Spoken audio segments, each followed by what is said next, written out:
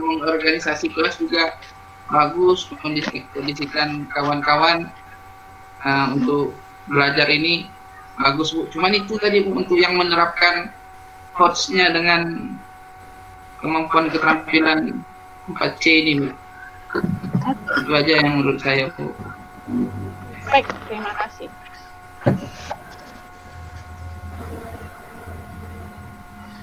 Terima kasih Pak Yusuf. Yang lain? Kembali kita ke aspek, mohon fokus, pengamatan kita adalah yang ada di dalam aspek 25 poin itu.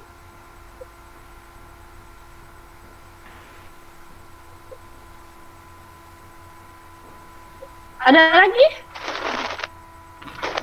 Bapak-bapak ibu yang lain mau ngasih masukan? Saran? Tidak. Oke, kalau diem aja berarti silent. Baik, saya mungkin ini catatan saja dari saya gitu ya Bapak Ibu. Saya kira kita semua sama-sama belajar bahwa ya seperti yang tadi disampaikan bahwa pembelajaran daring adalah pembelajaran ini seperti akselerasi buat kita semua untuk mau tidak mau kita harus memanfaatkan teknologi informasi seperti ini gitu ya, dan kita sudah mulai. Dan tapi tanpa disadari Bapak Ibu, kita semua sebenarnya sudah mulai membiasakan diri dalam keadaan seperti ini.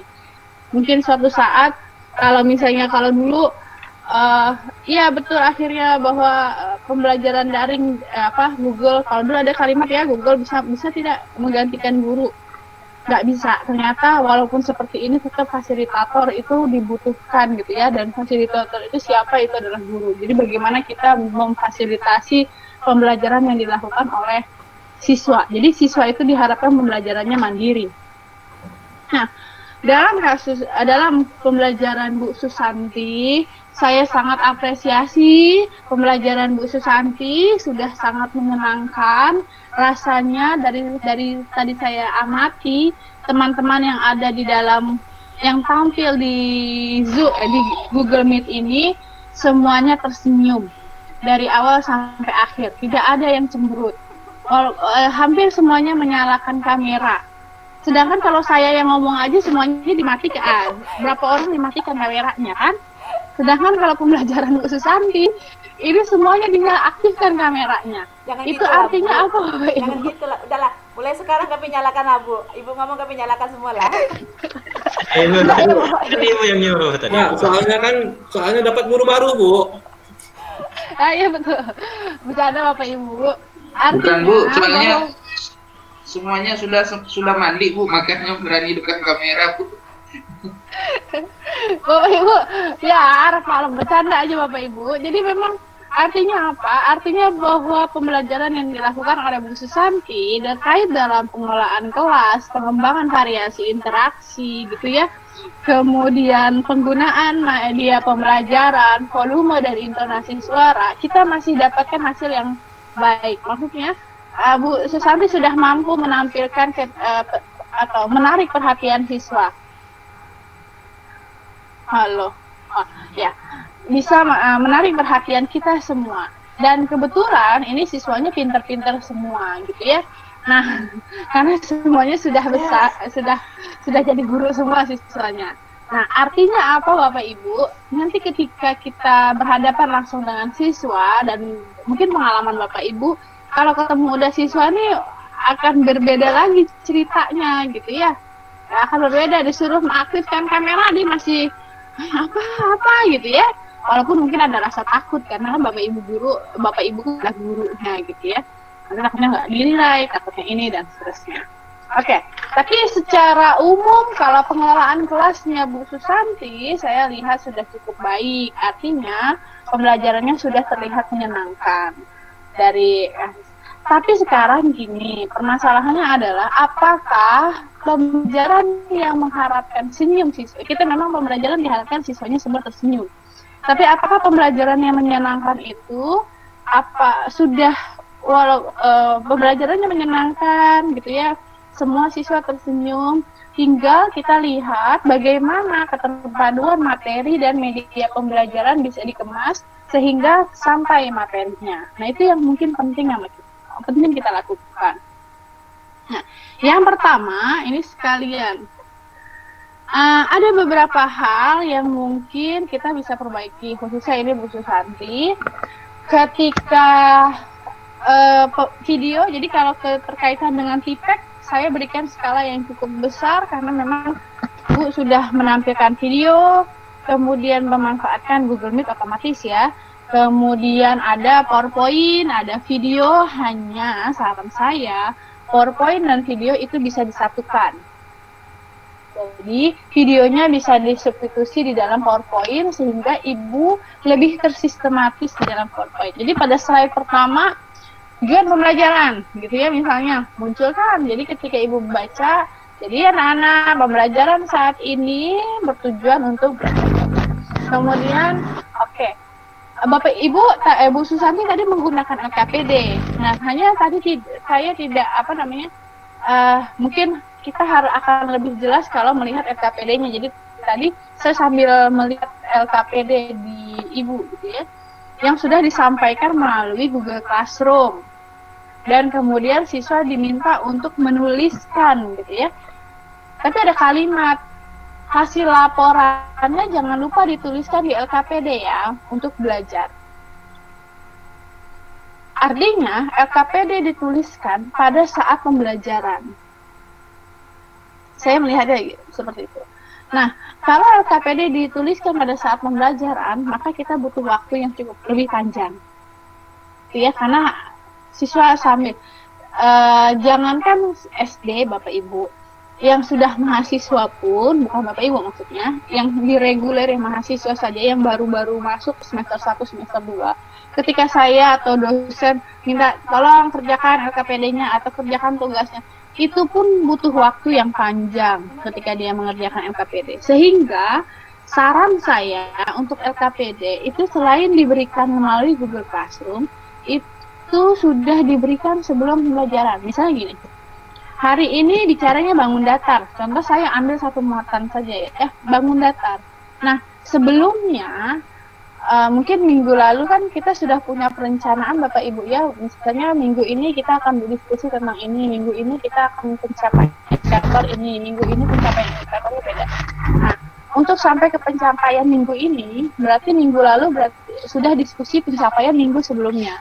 Nah, maka sudah diberikan tugas atau diberikan informasi atau diberikan aktivitas kepada siswanya sebelumnya. Jadi anak-anak silahkan berikan LKPD terlebih dahulu. Dalam kasus ini adalah tolong identifikasi apakah di sekitar rumahmu misalnya ada bangun datar.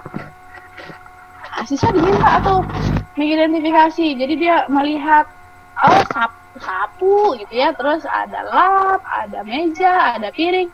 Nah, kalau kaitannya dengan kebersihan, maka apakah alat kebersihan yang kamu punya itu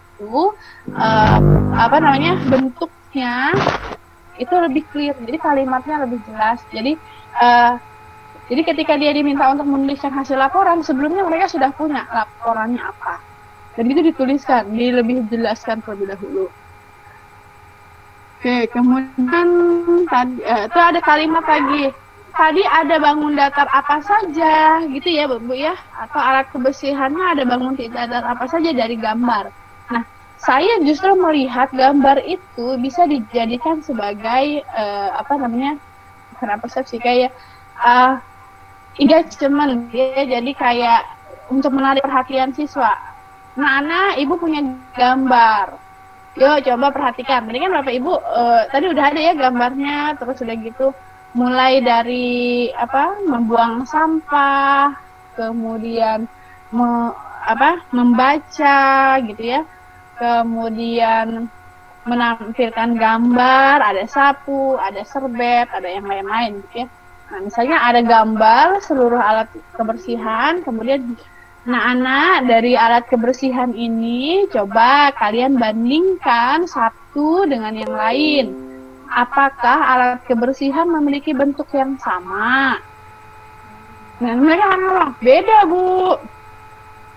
Ketika Bapak Ibu meminta siswa untuk membandingkan, sebenarnya itu udah mengarah pada pembelajaran yang khas. Tapi harus muncul dulu di tujuan Bapak Ibu ya. Coba bandingkan serbet ini sama serbet kan persegi ya, serbet misalnya dicari lagi misalnya tempat nyimpan serbetnya. Misalnya serbet itu ada tempat menyimpan sendiri yang bentuknya persegi panjang. Serbetnya misalnya cari gambar yang persegi. Nah, jadi yuk anak coba lihat apa beda antara serbet ini dengan kotaknya. Kenapa serbetnya bisa masuk dalam kotaknya? Oh, dilipat kan, Bu. Nah, kalau serbetnya dilipat bentuknya berubah tidak? Berubah, Bu, misalnya jadi persegi panjang. Apa bedanya persegi panjang dengan ini? Apa bedanya persegi panjang dengan kotak? Jadi pembelajaran itu lebih akan muncul ya, hotsnya itu akan muncul kalau banyak lagi diskusi. Jadi Bapak Ibu memancing saja siswa. Oh, kalau ini dilipat gimana? Oh, jadi persegi panjang, Bu. Oh, kalau gitu apa bedanya? Oh, ini sisi sebelah sininya lebih pendek. Tadi ada Ibu Susanti ada menyampaikan apa sisi apa? Tadi pertanyaan ya, apa itu bangun datar ya? Apa itu bangun datar? Dan bangun datar itu kan tidak hanya sekedar persegi, Bapak Ibu. Tidak hanya sekedar punya persegi panjang dan pendek. Tapi misalnya ada yang bentuknya lingkaran, gitu kan? Nah itu mungkin diberikan. Ya, kayak anak-anak coba lihat ada diskusi. Terus ada LKPD, Bu Susanti menampilkan gambar bangun datar banyak. Terus diminta untuk menghitung sisinya itu nggak, Bu? Menghitung jumlah sisi ya, Bu ya? Menghitung jumlah sisi. Nah itu kan sebenarnya kalau diberikan terlebih dahulu di siswa kepada siswa di LKPD, terhitung sisinya, kemudian coba anak-anak kan kemarin sudah mengerjakan LKPD. Sekarang coba sebutkan hasil kerjaan kalian, apakah betul layang-layang sisinya ada 4? Misalnya, bukan Bu, bukan yang itu sisinya. Misalnya, ternyata Bu, kan layang-layang ada, bisa kita lihat misalnya diagonalnya. Itu akan muncul kalimat pertanyaan-pertanyaan itu. Nah, pertanyaan-pertanyaan itu ketika digali terus-menerus, itu yang akan mengarahkan pada pembelajaran. Sehingga siswa bisa membandingkan, siswa bisa mengkonstruksi konsep sendiri, siswa bisa. Tinggal kita arahkan. Nah, jadi berkaitan dengan Pak Yusuf tadi, bagaimana sarannya? Saran saya adalah aktivitas itu bisa diberikan terlebih dahulu kepada siswa. Jadi, untuk pencapaian pembelajaran minggu ini, maka diberikan tugas atau soalnya itu di minggu sebelumnya. Mungkin kan karena hari ya, ini karena pembelajaran itu ngikutnya ke hari, gitu ya, ke hari, maka mungkin hari sebelumnya. Tapi kira-kira kita bisa pikirkan aktivitasnya apa. Jadi Bapak Ibu, ini sebenarnya sekalian curhat Bapak Ibu saya ini. Jadi tugas anak SD itu tidak yang PR terus menerus. Ini curhat ini saya sebagai emak-emak yang punya anak SD.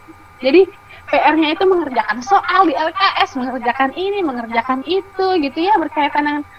Tapi kalau saya justru melihatnya boleh gitu, tapi siswa tidak diharapkan untuk PR itu sendiri. Segala sesuatu yang kognitif itu di Google sudah banyak. Jadi saya ingat ada video yang anak SD yang menangis lapor ke Pak di sosial media, lapornya itu untuk Pak Nadim. Kemudian dia laporannya begini sambil menangis, Pak Nadim, nilai saya jelek. Terus yang itu ada ya Bapak Ibu mungkin pernah lihat ya rekamannya. Google itu bohong dan seterusnya. Nah itu artinya gini Bapak Ibu, bahwa